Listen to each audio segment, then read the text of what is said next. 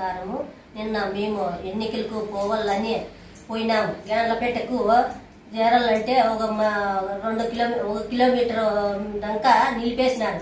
ఎవరు కూటమి నాయకులు మాకు ఆడ కారు నిలబెట్టి మీరు దిగండి, మీరు దిగల్లా అని చెప్పి మాకు చాలా ఒత్తిడి చేసిరు. అయినా మేము దిగలేదు.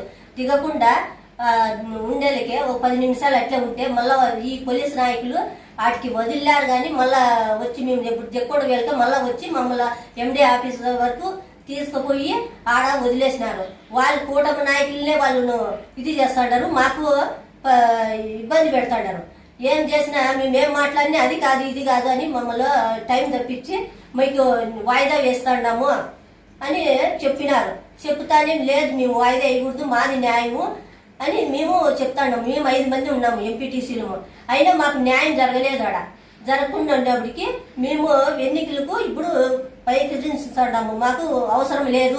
మేము ఈ పొద్దు పోయినా కూడా ఈ రోజు పోయినా కూడా మేము ఆడ మాకు న్యాయం జరగదని మేము వదిలేసినాము. ఈ రోజు మేము రాలేదు అంతే. మేము మొగ్గులు బాస్ అన్నారు సార్, ఎట్లా చెప్తే అట్లే విని మేము అదే పాల్గొంటాము అంతే. నమస్కారం. మేము గాన్లపేట మండల వైఎస్ఆర్సీపీ ఎంపీటీసీ అభ్యర్థులం.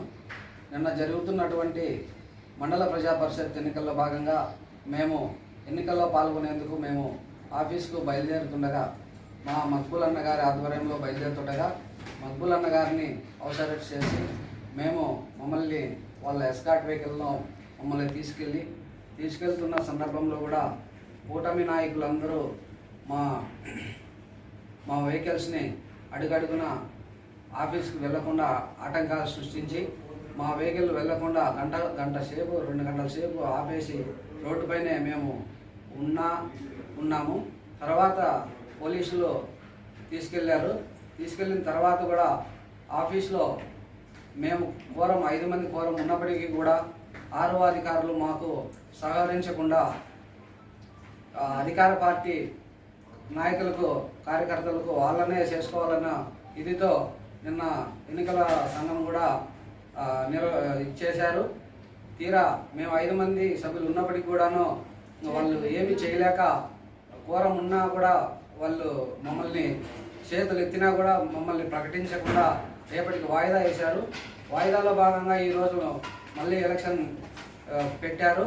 అయినా మేము ఈరోజు వెళ్ళినా కూడా ఆర్ఓ అధికారులు నిన్నట్లాగే వ్యవహరిస్తారు, మాకు అన్యాయం చేస్తారనే కారణంతోనే మేము ఈ ఎన్నికను బహిష్కరిస్తున్నాం. జై జగన్, జై మక్బుల్.